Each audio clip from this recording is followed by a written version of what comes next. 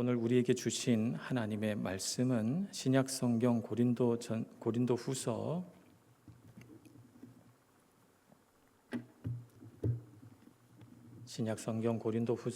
9장 5절에서 15절 말씀입니다.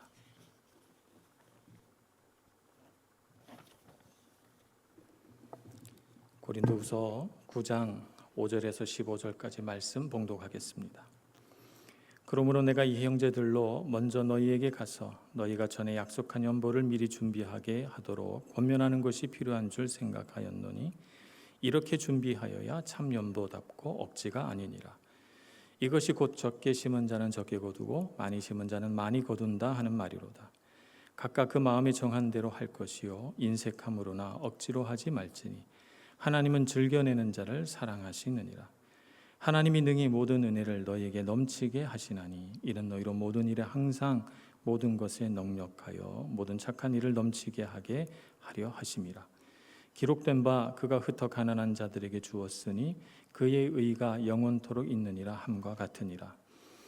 심는 자에게 씨와 먹을 양식을 주시는 이가 너희 심을 것을 주사 풍성하게 하시고 너희 의의 열매를 더하게 하시리니 너희가 모든 일에 녹록하여 너그럽게 연보를 함은 그들이 우리로 말미암아 하나님께 감사하게 하는 것이라.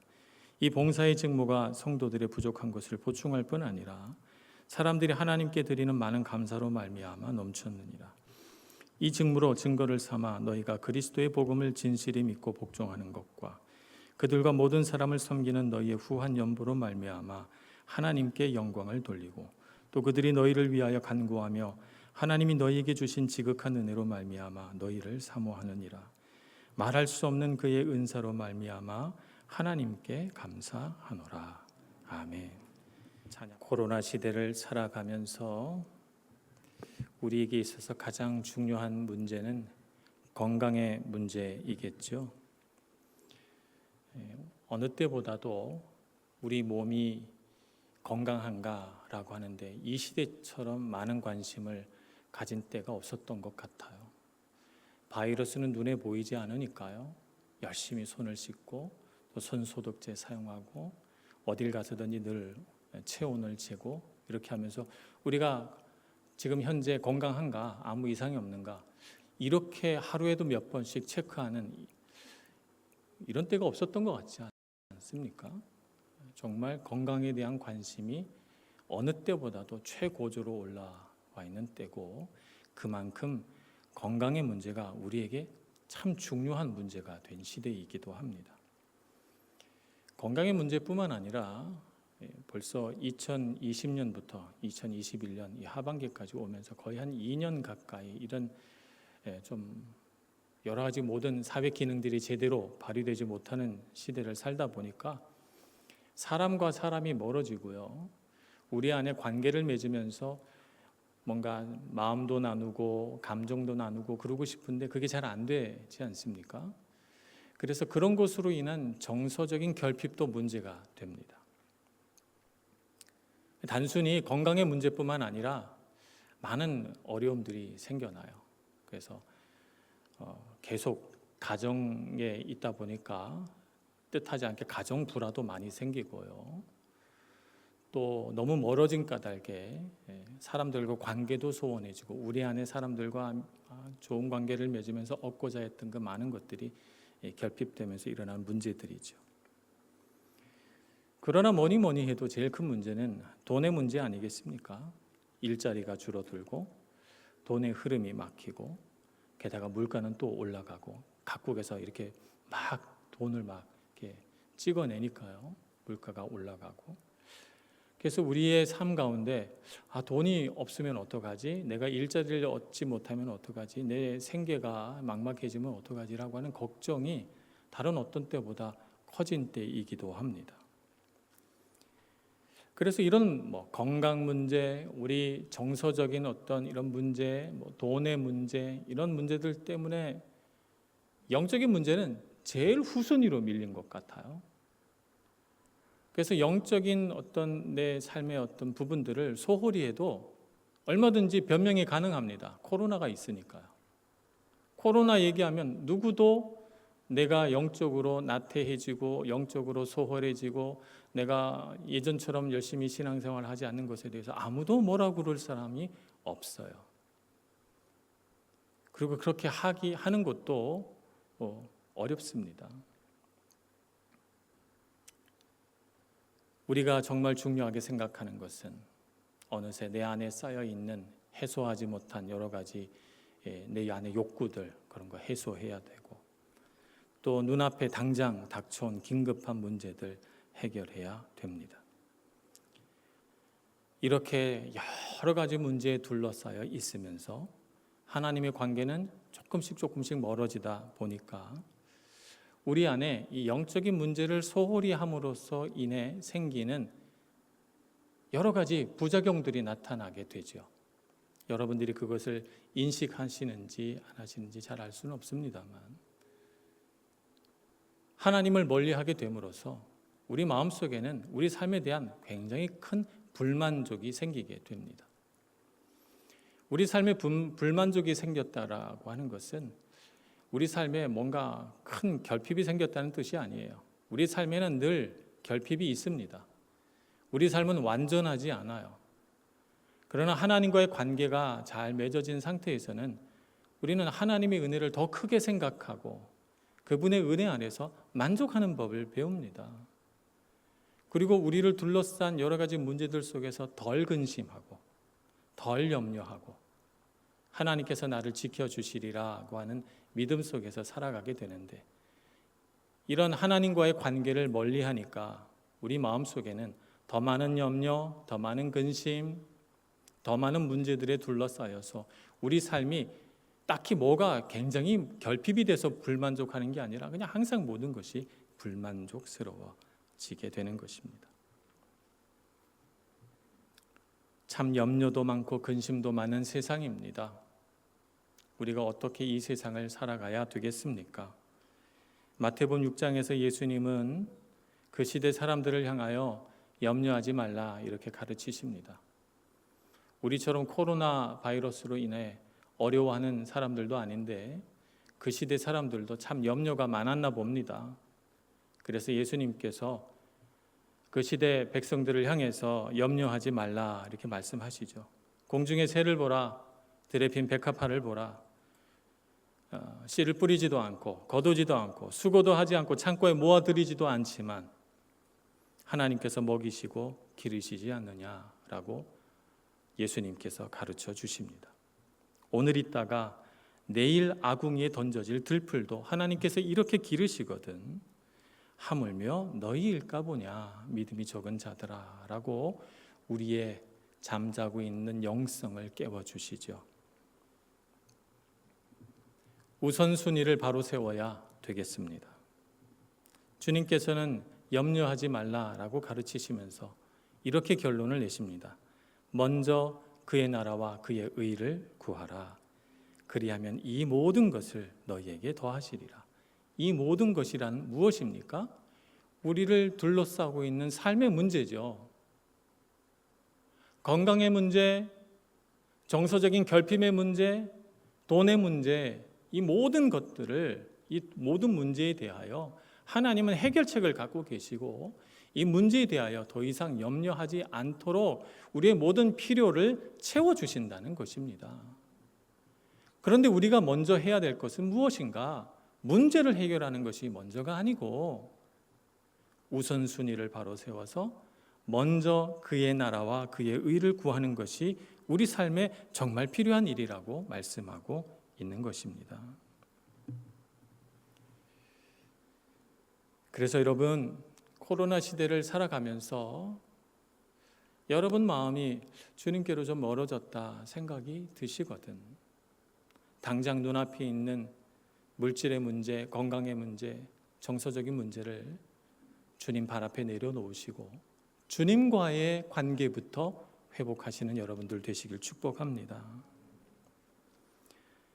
먼저 그의 나라와 그의 의를 구하는 자들에게 하나님께서 위로를 베푸시고 걱정과 염려를 그치게 하시고 우리가 때마다 심하다, 부족함이 없이 얻을 수 있도록 은혜 베풀어 주시는 줄로 믿습니다. 하나님의 나라를 구한다는 것은 하나님의 나라니까 하나님께서 다스리신다는 것을 내가 인정하고 받아들이는 것을 의미합니다. 하나님께서 다스리신다라고 하는 이 말은 내 삶의 주인은 내가 아니고 하나님이시라는 것을 내가 믿는다는 것을 의미합니다.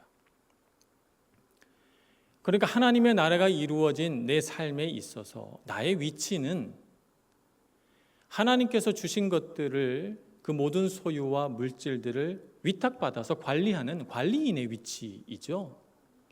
하나님은 나의 주인이시고 나는 관리인인 것입니다. 그래서 우리는 내게 주신 하나님의 그 모든 자원들을 잘 관리하는 선한 청지기의 삶을 살아가야 합니다. 내가 주인이라고 생각해서 내가 마음대로 쓰고 내 것을 더 많이 늘려서 내가 다른 어떤 누구보다 더 많은 것들을 가지는 그런 삶을 살아야 되겠다가 아니라 하나님께서 내게 관리하라고 위탁하신 그 모든 자원들, 나의 생명과 건강뿐만 아니라 내 소유와 재물들, 그리고 내게 주신 가족들과 나와 관계를 맺고 있는 모든 좋은 사람들을 내가 선하게 잘 관리하여 하나님께 영광 돌리는 것이 우리가 해야 할 일인 것입니다. 그래서 우리가 선한 청지기로서 제일 먼저 알아야 할 것은 뭐냐 하면 내가 가진 모든 것은 다 하나님께서 주신 선물이라는 것입니다. 시편 127편 1절에서는 이렇게 말씀하십니다. 여호와께서 집을 세우지 아니하시면 세우는 자의 수고가 헛되며 여호와께서 성을 지키지 아니하시면 파수꾼의 깨어 있음이 헛되도다. 그렇습니다. 우리가 참 인생을 살면서 수고도 많이 하고 노력도 많이 하고 참 땀을 많이 흘리고 살아갑니다만 우리가 아무리 애써도 안 될 때가 있잖아요. 그렇죠? 시험 공부 열심히 한다고 해서 모두가 다 대학에 들어가는 건 아니듯이 말입니다. 모두가 다 열심히 한다고 해서 다 열심히 한 것이 다 열매로 주어지진 않아요. 참 세상이라고 하는 것이 참 우리 뜻대로 되지 않는 것이 세상입니다. 그래서 우리가 하나님의 은혜를 구하며 살잖아요. 내가 수고하지만 오늘 시편 127편의 말씀처럼 주님께서 세워주시지 않으면 제 힘만 갖고 어찌 세우겠습니까? 주님께서 지켜주시지 않으면 내 능력으로 어떻게 다 내가 관리해야 될 것들을 다 지키고 살겠습니까? 이렇게 주님께 간구하며 살다 보면 우리 마음속에 무엇이 깨달아져요? 다 하나님이 주신 거구나. 내 수고는 조금이고 하나님의 은혜는 크구나 하는 것을 깨닫게 됩니다. 내가 가진 모든 것은 하나님께서 나를 사랑하셔서 내게 주신 것이에요. 나를 너무너무 사랑하셔서 그래서 나를 기뻐하셔서 내게 선물로 주신 것들이죠. 나도 물론 수고했지만 하나님의 도우심과 은혜 없이는 내가 가진 이 모든 것들을 다 얻으며 가질 수 없었다는 것을 깨닫고 내 모든 소유는, 내 모든 자원은 다 하나님의 선물이구나, 이렇게 깨닫고 고백하는 여러분들 되시기를 바랍니다.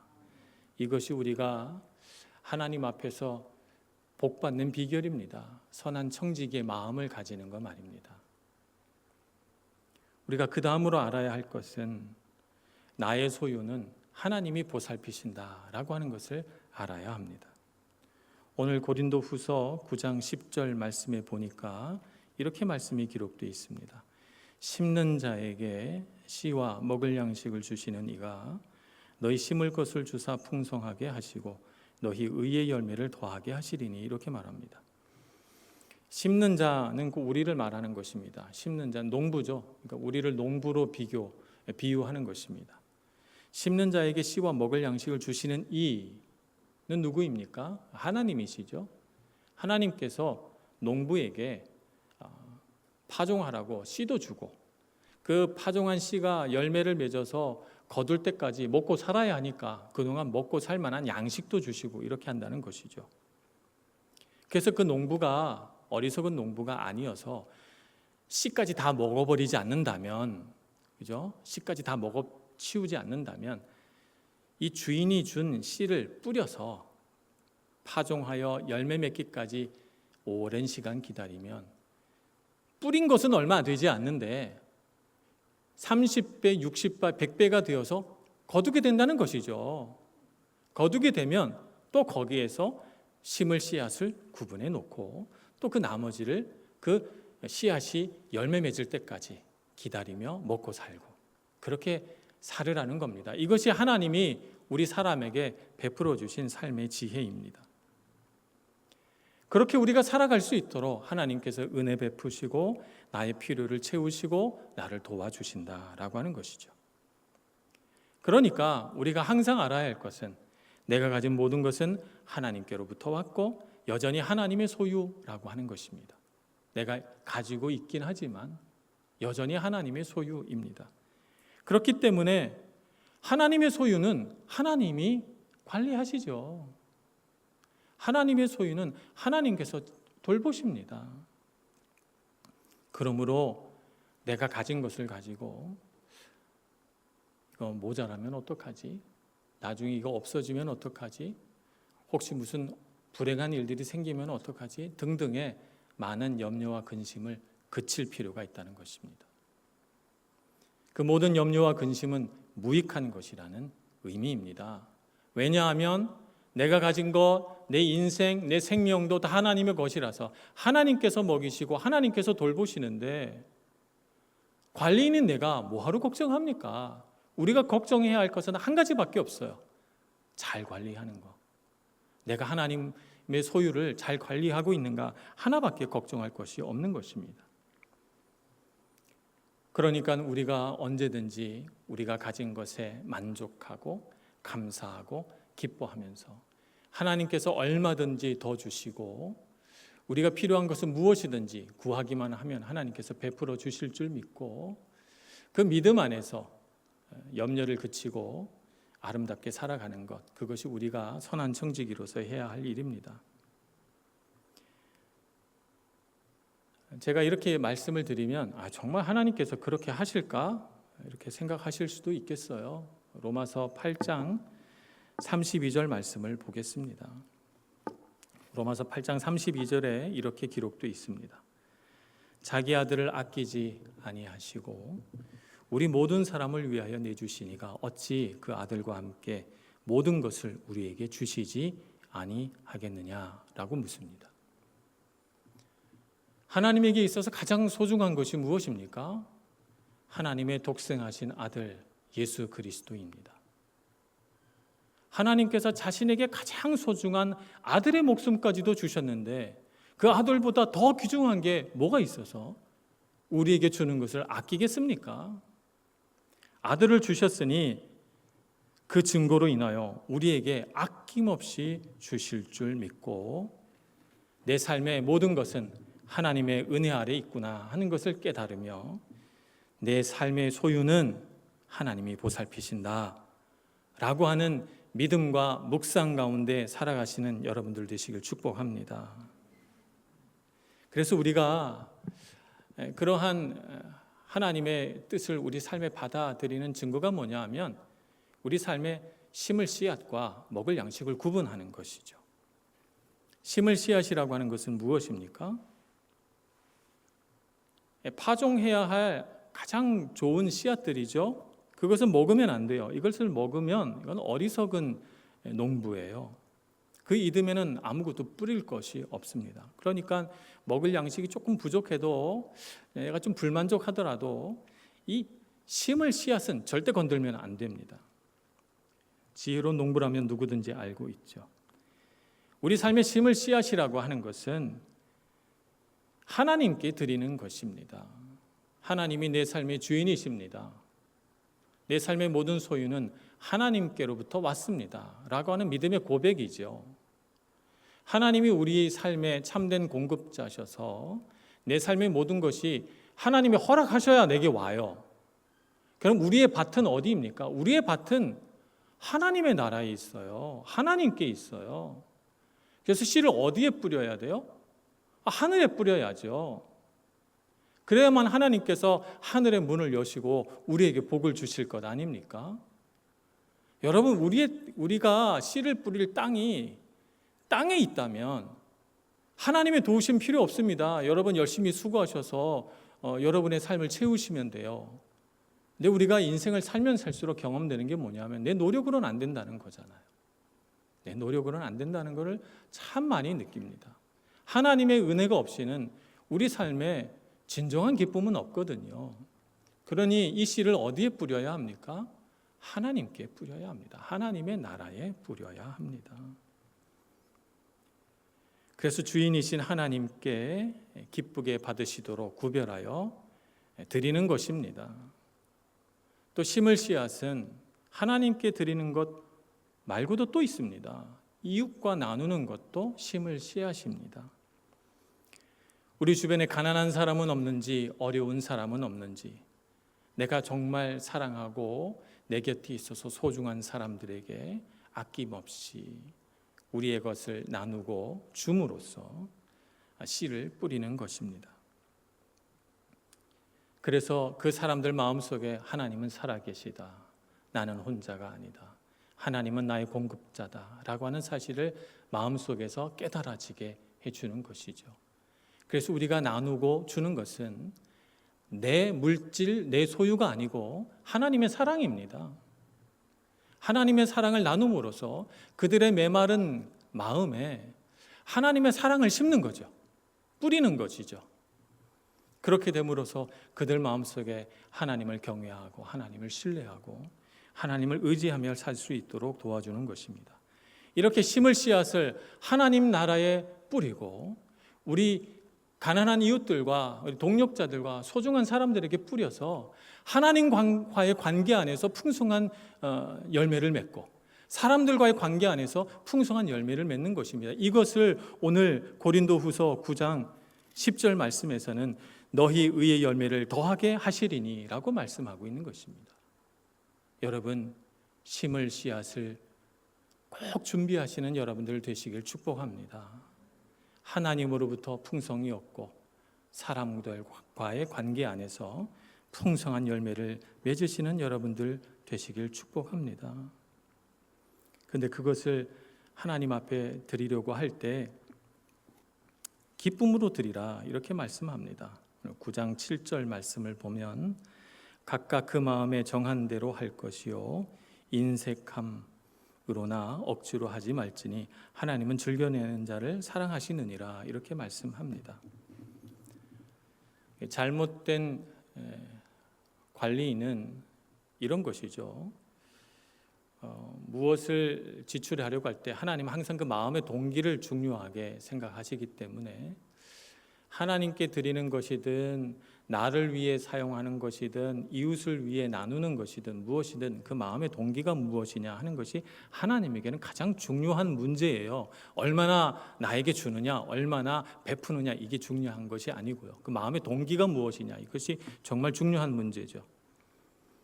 그런데 내 마음속에 충동적으로 계획이 없었는데 갑자기 사고 싶어서 어떤 물건을 산다든지 혹은 내가 이 타이밍에 딱 돈을 써야 사람들이 내가 능력이 있다고 생각하겠지라고 하는 허영과 허세로 지출을 한다든지 라고 하는 것은 잘못된 청지기의 모습인 것입니다.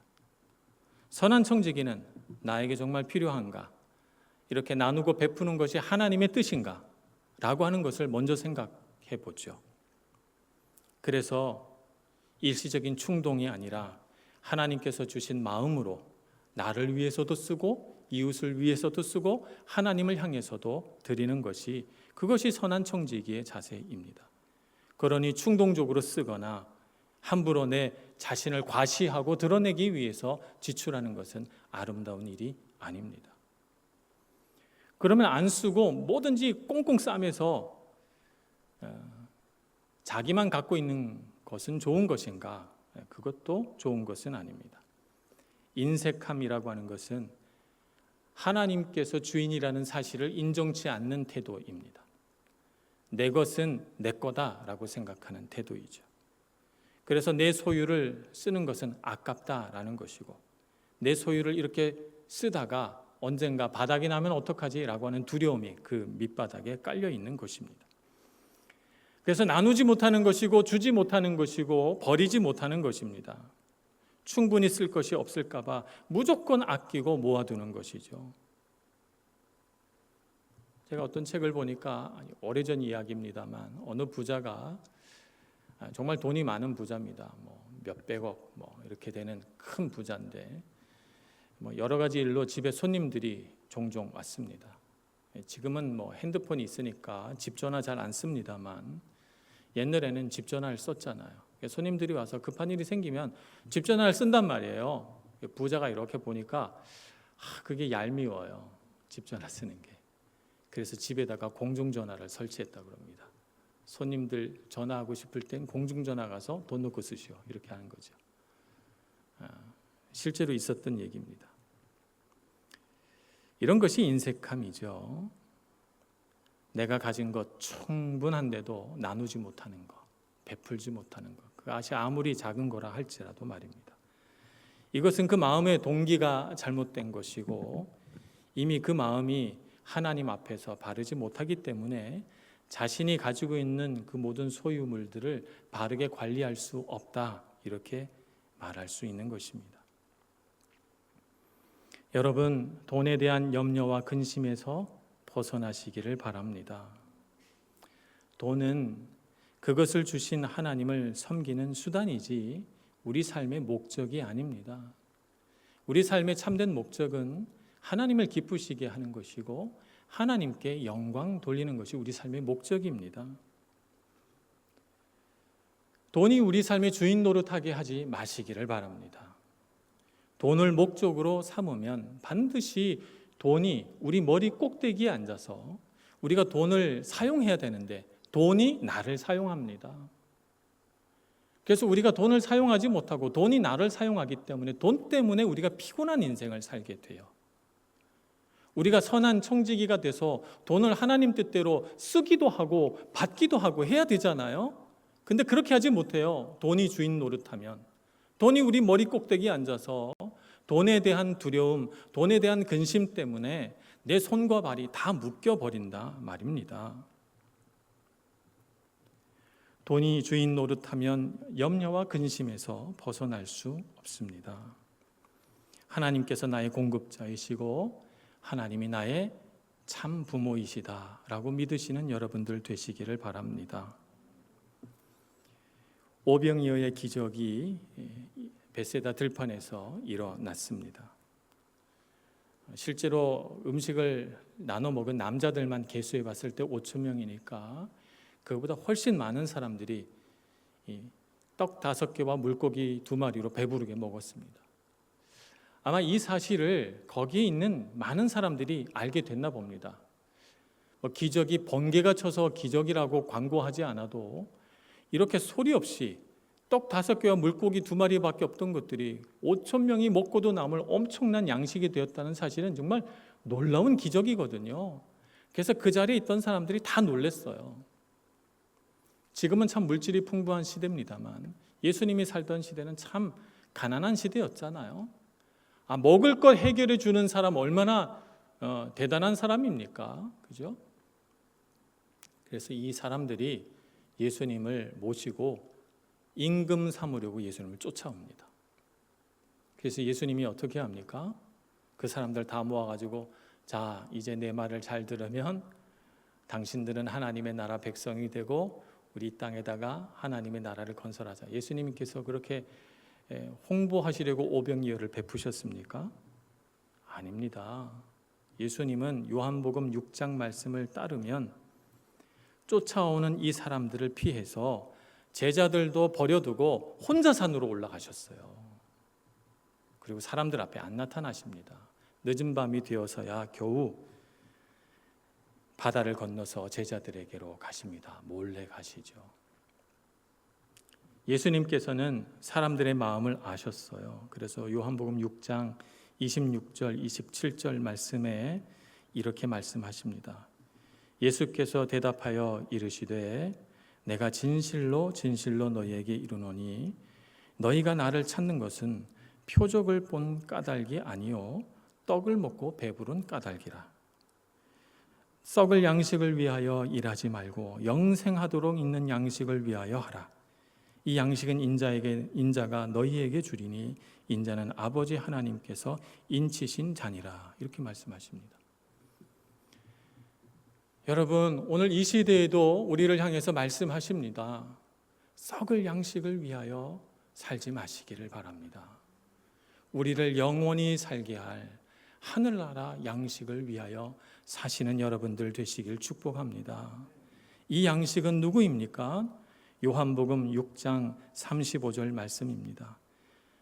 예수께서 이르시되 나는 생명의 떡이니 내게 오는 자는 결코 줄이지 아니할 터이요 나를 믿는 자는 영원히 목마르지 아니하리라. 아멘. 이 말씀 붙드시고 물질적으로 어려움을 겪고 있는 성도 여러분들 계시다면 염려와 걱정을 벗어버리시기를 바랍니다. 주님께서 내 참된 양식이요 주님께서 나의 참된 음료임을 고백하시면서 내가 염려, 걱정 없이 살 수 있을 만큼 모든 필요를 채워주시는 주님께 찬송과 영광을 돌리시기를 바랍니다. 그래서 우리 삶에 아무리 작은 것이 있어도 우리가 선한 청지기가 되어서 나의 소유를 다른 사람과 나누어 쓸 줄 아는 사람이 되어야 합니다. 나는 하나님의 소유를 관리하는 청지기이기 때문에 하나님께서 원하시면 하나님의 뜻을 따라 얼마든지 나누고 줄 수 있습니다. 하나님께서 우리에게 넉넉하게 주시는 이유는 어디에 있습니까? 우리가 착한 일에도 넉넉하라고 우리에게 넉넉하게 주시는 거거든요. 고린도후서 9장 8절 오늘 본문 말씀을 보겠습니다. 하나님이 능히 모든 은혜를 너희에게 넘치게 하시나니 이는 너희로 모든 일에 항상 모든 것이 넉넉하여 모든 착한 일을 넘치게 하게 하려 하심이라. 그러니까 고린도 교회 성도들에게 이렇게 말씀하는 것이죠. 무역을 통하여 번창한 고린도라고 하는 화려하고 멋진 도시에 살면서 너희들이 배부르고 넉넉한가?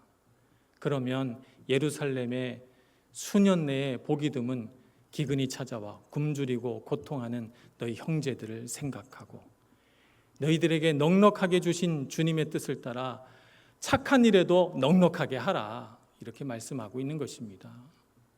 여러분, 우리 삶에 조금이라도 여유가 있고 넉넉한 것이 있거든 하나님의 뜻을 따라 착한 일에도 넉넉하신 여러분들 되시길 축복합니다. 그래서 우리 소유를 바르게 사용함으로써 믿지 않는 사람들에게 선한 영향력을 발휘하시는 여러분들 되시기를 바랍니다. 그래서 누군가 하나님의 뜻대로 자신의 자원들을, 자신의 소유를 잘 관리하지 못하고 있다면 여러분들이 본이 되고 여러분들이 좋은 본보기가 되어서 그들도 선한 청지기가 되도록 도와주는 여러분들이 되시기를 바랍니다. 그래서 우리 삶의 모든 것들이 질서 있고 바르게 되어서 하나님이 기뻐하시고 우리의 마음도 넉넉하고 기쁜 그런 인생 살아가기를 간절히 소원합니다. 기도하겠습니다. 자비하신 하나님, 우리에게 아낌없이 주시고 또 넉넉하게 주셔서 우리로 하여금 하나님의 은혜를 누리며 살게 해주시니 감사합니다.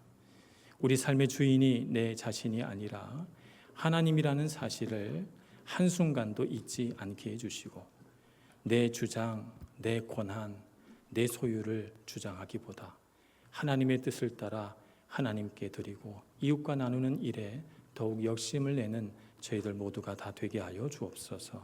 예수님의 이름으로 기도합니다. 아멘.